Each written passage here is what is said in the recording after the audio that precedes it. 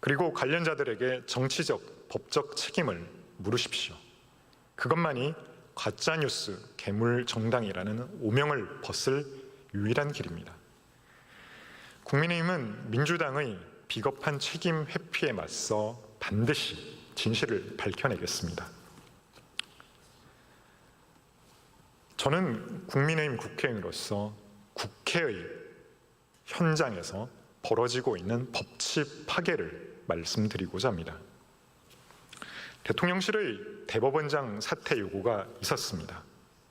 이러한 장면은 헌법을 근본적으로 파괴하는 반헌법적 행태이자 오만함의 폭주입니다.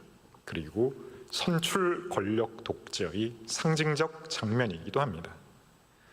정부 여당의 법치 파괴 행보는 이제 그 끝을 향해 달려가고 있습니다. 이제는 대통령실까지 가세에 2인 삼각 경기라도 하듯이 한몸으로 사법부를 몰아세우고 있습니다. 헌법이 지켜온 삼권 분립은 속수무책으로 유린당하고 있습니다. 국민과 법원의 우려에도 불구하고 민주당은 국회와 법원, 변협의 추천위를 꾸려 특정 사건을 맡을 인민재판부 설치를 강행을 하려 하고 있습니다. 그러다가 국민적 반발에 부딪히자 추천 권한을 일부 조정을 했습니다마는 그 본질은 대동소이합니다. 이는 곧 정치가 재판부를 지명하는 정치법원, 민주당 전용 법원입니다. 거기에 이재명 대통령까지 가세해 그게 무슨 위헌이냐. 대한민국에는 권력 서열이 분명히 있고 국회는 가장 직접적으로 국민의 주권을 위임받았다며 힘을 실어주었습니다. 전국 법원장들은 대법원 구성과 법관 인사제도는 사법부 독립의 핵심 요소라며 내란 재판부, 대법관 중은 법관 평가제에 연일 우려의 목소리를 내고 있습니다. 그러자 민주당은 오히려 조희대 대법원장을 위한 총공세를 펴고 있습니다.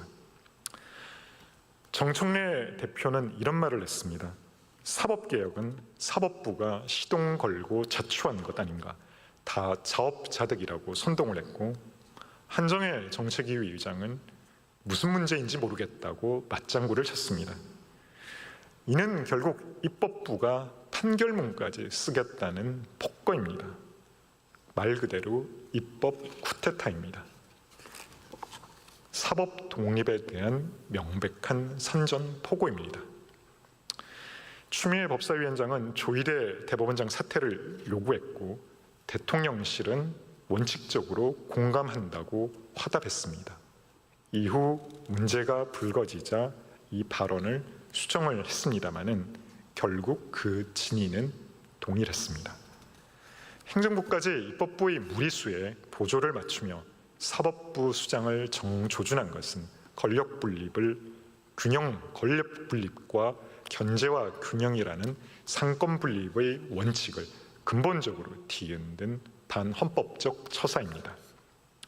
국회가 사법부 독립을 앞장서서 지켜야 할 그 책무를 저버리고 재판 길들이기에 나서는 참담한 모습입니다. 결국 이는 민주당이 추천한 검찰이, 민주당발 검찰이 민주당이 뽑은 민주당 재판관으로 이루어진 법원에서 재판을 받겠다는 것과 같은 말입니다. 내란 재판부 집착과 검찰청 폐지, 밀어붙이기는 결국 이재명 권력 사수, 이재명 방탄, 단 한 가지 목적을 위해 사법부와 검찰을 동시에 무력화하는 것입니다. 결국 그 피해는 국민 여러분에게 돌아갈 것입니다.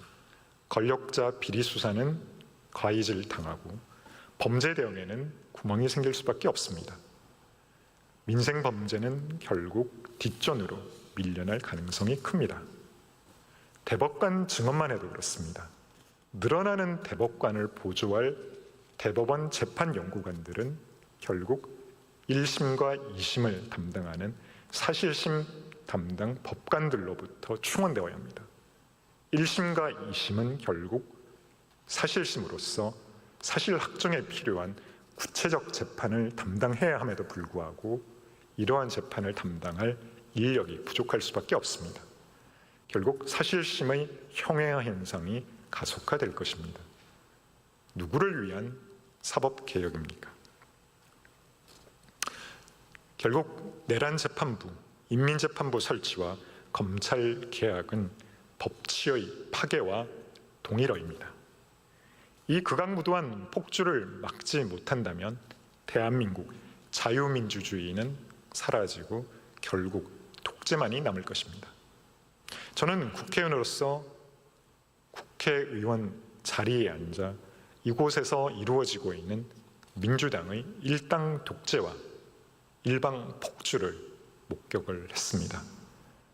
앞에서도 말씀드린 상호관용과 제도적 자제는 찾아볼 수 없었습니다. 대한민국이 그동안 지켜온 민주주의, 민의의 전당인 이곳 국회는 더 이상 그 뜻을 펼치지 못한 채 다수당의 폭주, 일당 독재, 그 생생한 전달의 현장이 되고 만 것입니다. 많은 일들이 있습니다. 그렇지만 결국 민생이 가장 우선시 되어야 합니다. 그러한 민생을 지키는 힘은 결국